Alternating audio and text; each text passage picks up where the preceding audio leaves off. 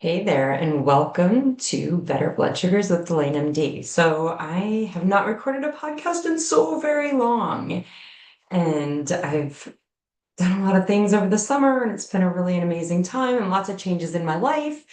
Um, I want to get this last podcast, kind of the rounding out of Better Blood Sugars with DelaneMD podcast recorded before the end of the year, as the podcasts will likely fall off and you may not have access to them after the end of 2025. So I had read an article earlier in the year. So it was in probably May. I read an article in the Atlantic and it spoke about a variety of things as far as diet and healthcare goes and what we need to be healthy in America and what we need to really kind of change the food sourcing and situation in our country. And it was a very interesting article.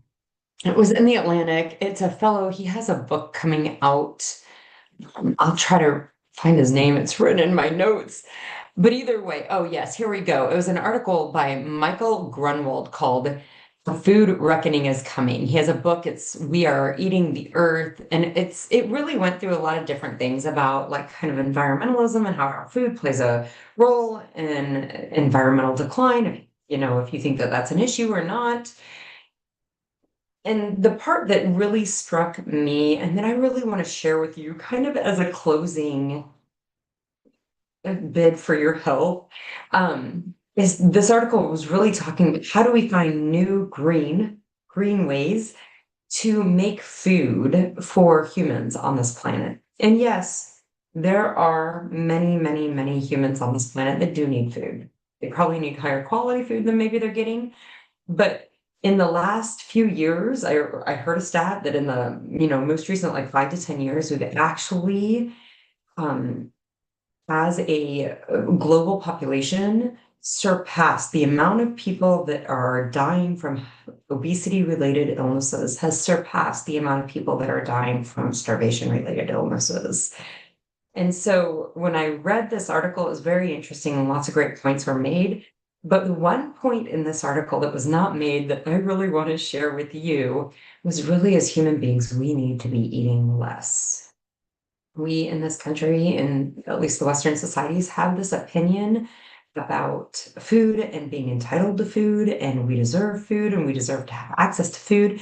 And yeah, none of us deserve to starve, and certainly none of us deserve to um, be abused in starvation situations, which is really what we see in the West. When there is starvation, it's usually an abuse case. It's not lack of access to food. Even the people at food lines, when they're going to kitchens for people, to feed people who haven't got food available to them. Those people even like they have diabetic foods for those people because we've eaten so much food that now we have this abnormal biology in our body. So the one thing in this article that I found really interesting was that they never talked about, like they talked about how do we make more food for humans? How do we make more food? How do we do it in a green way? How do we not impact our um, environment negatively? And it was really interesting, but the fact of the matter is we really need to eat less. So today I come to you with nothing more exciting than old stories I've told you or old ideas I've told you, and a lot of gratitude for years of engagement in this podcast. So, um, really, humans out here need to eat less. All of us human beings consume all that we need and likely more than we need. Um, if you're looking to be healthy, if you're looking to reverse your diabetes, if you're looking to become metabolically healthy, you need two things. You need to change your diet and you need to probably build more muscle. For the most part, that's going to improve your metabolic condition. We don't need more food. We don't need convenient food. I truly believe that human beings were not meant to have over access to food. We don't need it to be convenient. If you have to make your own food, if you have to hunt and gather your own food, chances are you're going to spend a lot less energy getting that food, meaning that if you're not truly hungry, you're not going to spend energy to go get that food. So in general, we really need to consume less. And so why put food into your body that makes you sick so that you can pay the healthcare industry money to fix that illness? Let's stop doing that. Let's start eating food that matches our biology, that matches our cellular and our human biology. Let's stop eating foods just because we're afraid we're going to be hungry when it's food that's going to make us sick. That is truly, I think that I said this in the past that, what's our natural weight? Our natural weight is what our weight would be if we were not eating food for any other reason than we biologically needed that food. We never need ice cream, tragic as it might be. We don't need that food. We never need Pop-Tarts. We might need berries, we might need apples, we might need the fiber that's in fruits and vegetables. We probably need some protein that's in meat and eggs and nuts and legumes. Yeah, those things we actually biologically need, but there's actually not a biological need for Chips Ahoy cookies. And so our natural weight would be our weight if we were eating food only for biology. Our natural health, kind of what we're meant to be, health wise, metabolically wise, would be what we would have for metabolism if we were eating foods only that we need to feed our metabolism. That would remove a bunch of those foods that are really problematic. What our muscle mass would be, what our aerobic capacity would be, is if we had to go and hunt and gather our own food, if we had to go and forage our own food, if we had to go and harvest our own food. I always jokingly say this to patients, like rice was available 10,000 years ago. However, if you had to harvest your own rice, you would not eat as much because it's really burdensome to harvest rice. And so when you think about what your natural, like what is natural for you, what is your biology would be what it was 10,000 years ago, because that's what we're meant to be. Now, I understand that there's a lot of things within this world that just are not, like cars weren't available, computers weren't available, internet wasn't available 10,000 years ago. I totally understand that. And maybe there are problems associated with that. But if you're looking to reverse your diabetes, that is coming from a food sourcing issue and considering, or at least shooting to eat foods that were available 10,000 years ago, primarily that's your diet. That's going to match your biology and that's going to normalize your metabolism. That's going to reverse your diabetes. It's that easy. Maybe you need to build more muscle mass because also what was going on back then is you were moving more, you were lifting heavy things, you were building, you had muscle on you. It was not available to human beings 10,000 years ago to sit on a couch and do nothing. That wasn't available to us because that would have been death.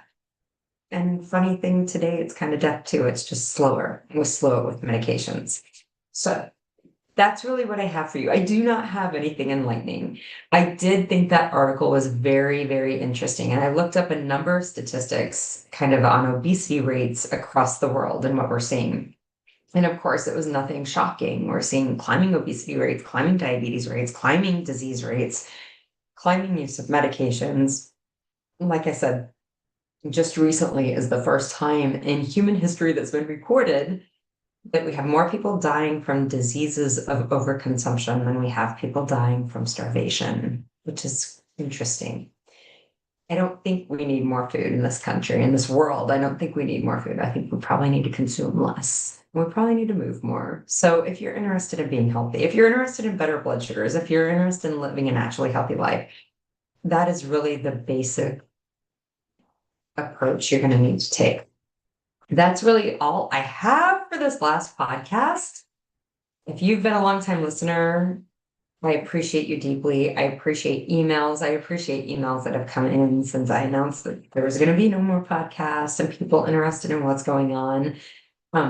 Yeah, I've changed a lot. I've just changed my life a lot. I'm not working overnight in the ERs. I've taken 2 daytime, Monday through Friday positions that kind of set me up financially to where I don't need to be working and I don't need to be working in ERs. I don't need to be working overnights. I don't need to constantly be trying to financially create more money, which is nice.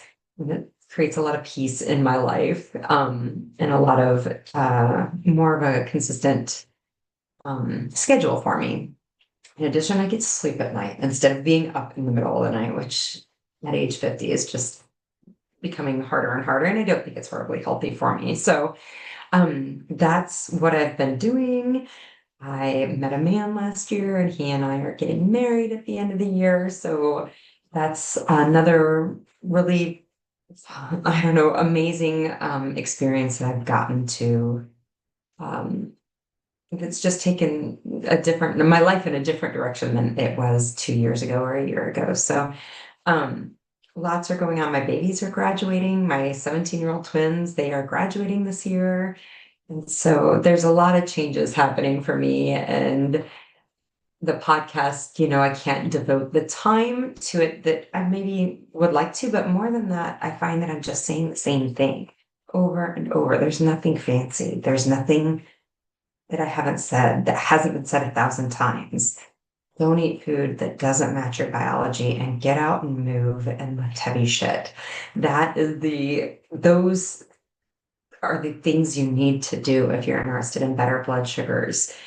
We're not missing meds in our body. We're not missing some new technology. What we're missing is eating food that aligns with our biology, our cells, our organs, and we're missing movement and lifting things. That's what's wrong with our health in this country, for the most part. I realize it's a pretty generalized statement, but for the most part, do those things. If there's still a problem, then seek out something more.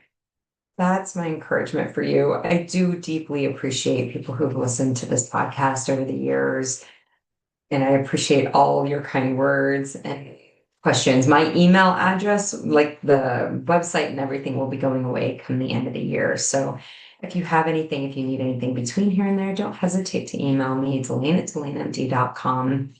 And do remember, if you are medicated for your diabetes, make sure you're contacting your doctor and keeping a close eye on blood sugars if you're going to make big changes to your diet, because that can be dangerous with certain medications. So I wish you all the best in the world. And I wish you all the best of health. Take care. Bye bye.